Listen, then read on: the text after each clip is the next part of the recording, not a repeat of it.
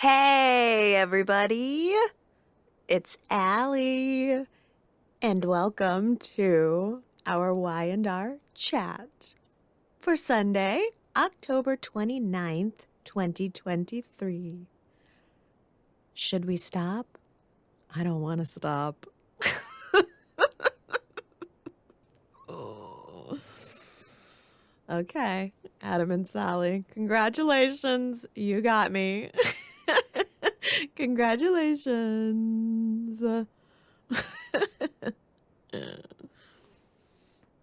am so happy for both of them.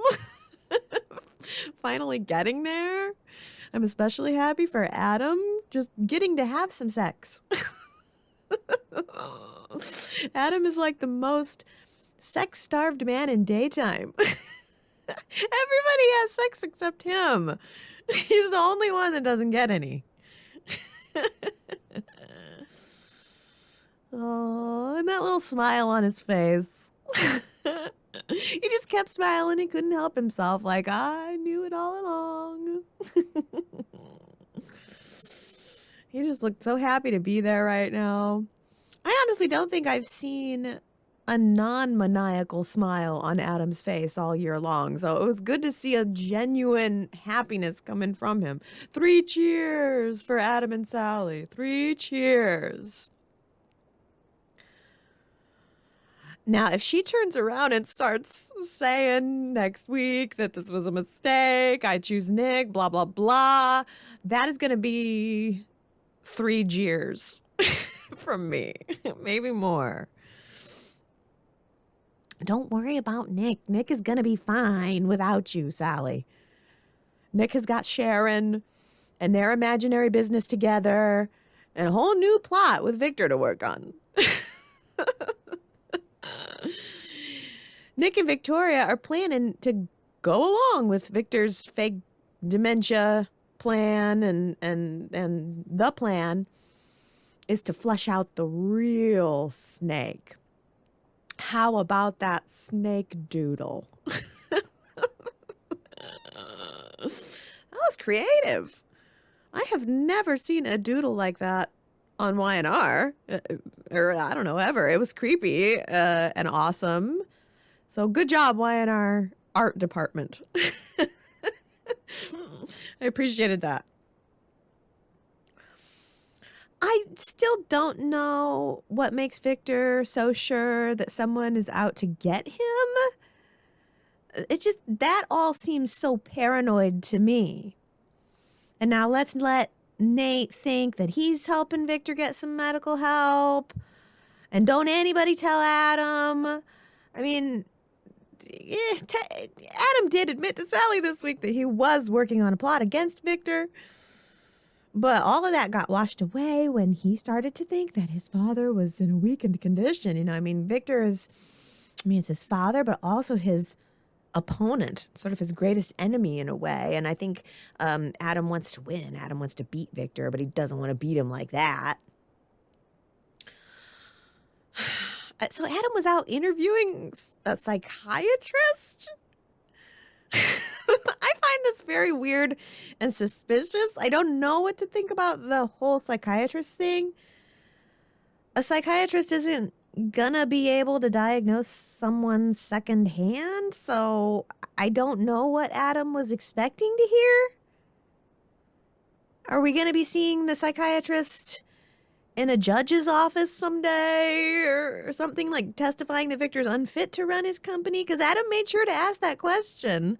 Don't you think he'd be unfit to run a corporation of that size? I don't know. Something about that still seems shady. I thought it was great that the psychiatrist had read the book on Victor. I mean, the unauthorized biography. What a page turner I'm sure that must have been. It's legendary. Ruthless is legendary. Yeah, the psychiatrist, I don't know. Who's the snake? I don't know. Maybe Claire is going to set someone up to make it look like they're trying to betray Victor. Oh, you know you're in trouble when someone has got a dossier on you. A dossier with hard copies. She didn't just bookmark some internet articles on the Newmans. She went to the trouble of printing it all out.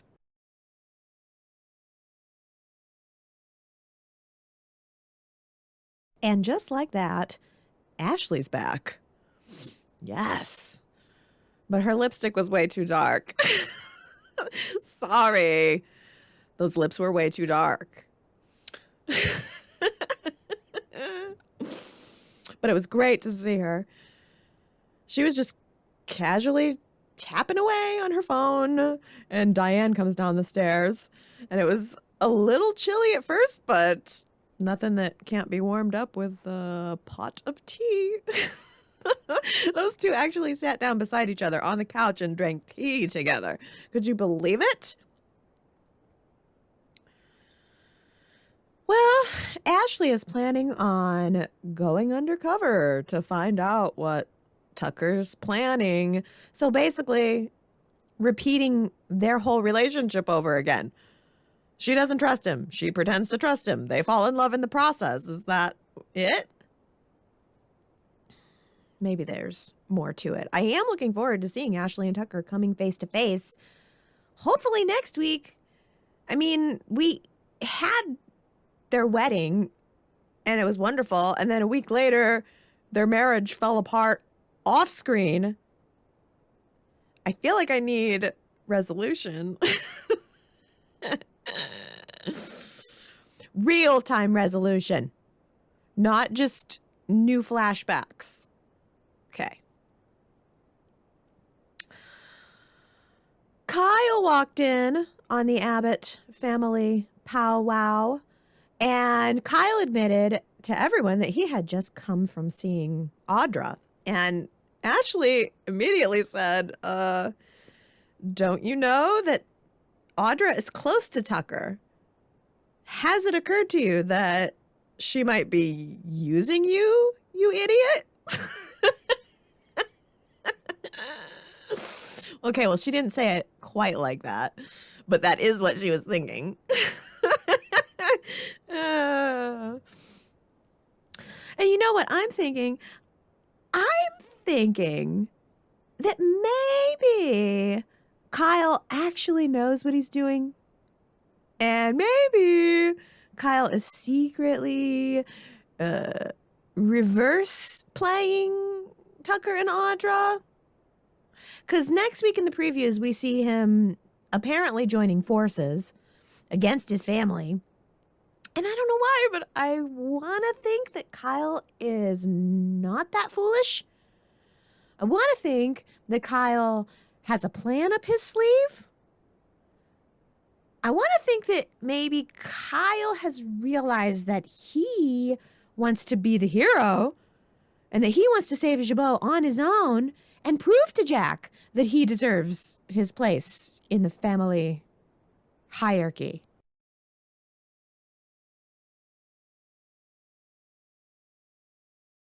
Christine is always somehow more beautiful when she cries. I feel bad for saying that, but when those blue eyes of hers well up with tears, I'm always like, ah, she cries like an angel.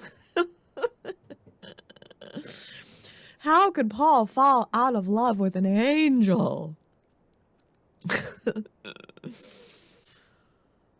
Who is this Paul? This Paul that we're being told about. I feel like I don't even know who Paul is anymore. Can't imagine this guy that she's describing. But she would know. And people do fall out of love. Especially for plot purposes. And darling Danny, my darling Danny is waiting in the wings with a sympathetic ear and a cup of hot tea and honey. I don't know if you guys heard that, but Danny ordered a cup of hot tea with honey.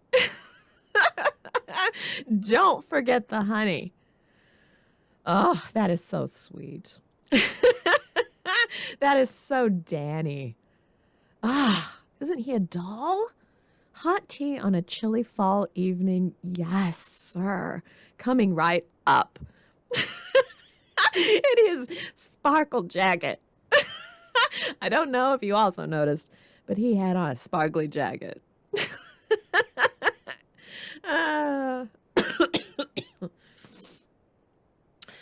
I guess Danny just needed that hot tea after eating platefuls of vegetables at Daniel's new pad. Did you see Danny, Phyllis, Lily, and Daniel all sitting there with just piles of raw vegetables on their plates? Snapping away at their cucumber wedges through the scenes. Who eats platefuls of raw vegetables? That was so unrealistic. It's dinner time. I'm starving. I could really go for a plateful of raw vegetables right now. Where's the pizza? That's all I'm saying. Where's the pizza? That scene needed pizza.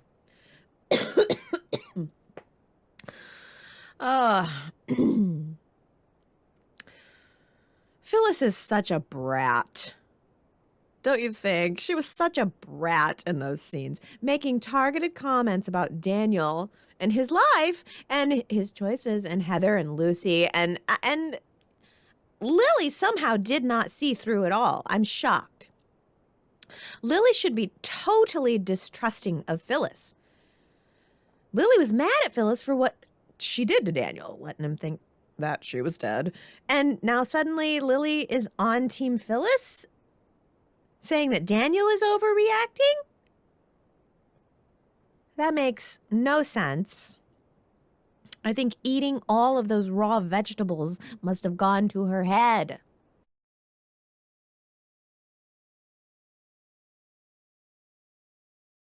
I'm clearly still sick.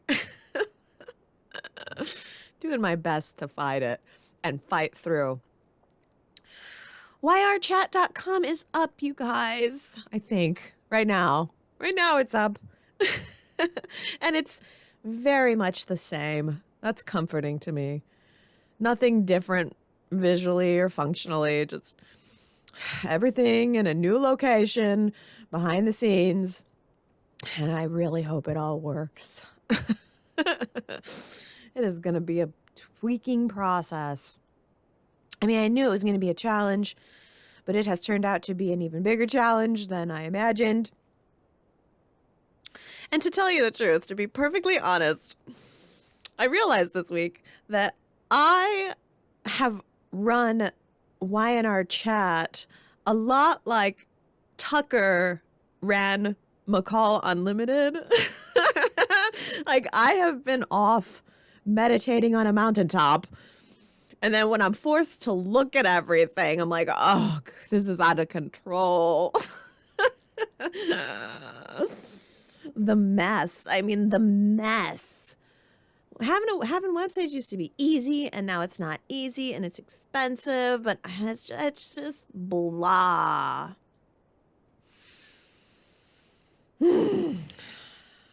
But I'm working on it.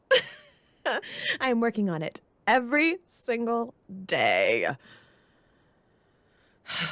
I have one more week to get everything moved off of the old server. So this upcoming week is going to be a big push for me.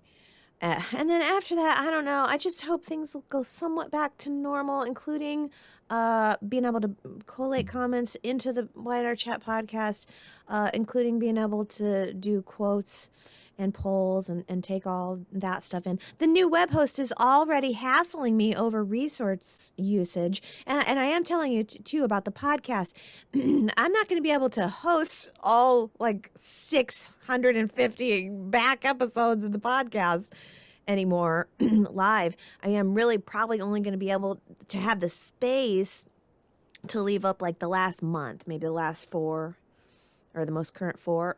So if you do listen to the podcast and you're behind, if you're like behind on the show, behind on the podcast, be sure that each week you're coming in and downloading that new episode. Make sure you get it before it rolls off. Even if you don't listen to it right away, get it for your device so that you can hear it when you're ready to listen to it. and like I said, I'm still pausing quotes and polls and all that too, because that's just additional web traffic, and I got to keep an eye on what I've got so far to make sure there's enough bandwidth for everyone to download the podcast and be able to leave comments on the website. And please do, please do. I would still love to get your comments about the show throughout the week. And that would make me feel a little less lonely. This transition it's been very lonely not having Y&R Chat this past week for the website. I just got it up on Friday. So, you know what? I think what I'm saying is I could use a boost this week. Go to yrchat.com and leave me a nice comment, will ya? That will help me remember what I'm working toward. For me, Y&R Chat is about friends and fun. And gosh, I love all those photos. I love all those beautiful photos taken of the show. And I just want to get back to that. And I will. It's probably going to be 1 to 2 weeks. I mean, it's probably going to be 2 weeks before I can really get back to my stride of where I was before. But in the meantime, I'm going to keep working. And I will see you all next Sunday. I love you. Thanks for sticking with me.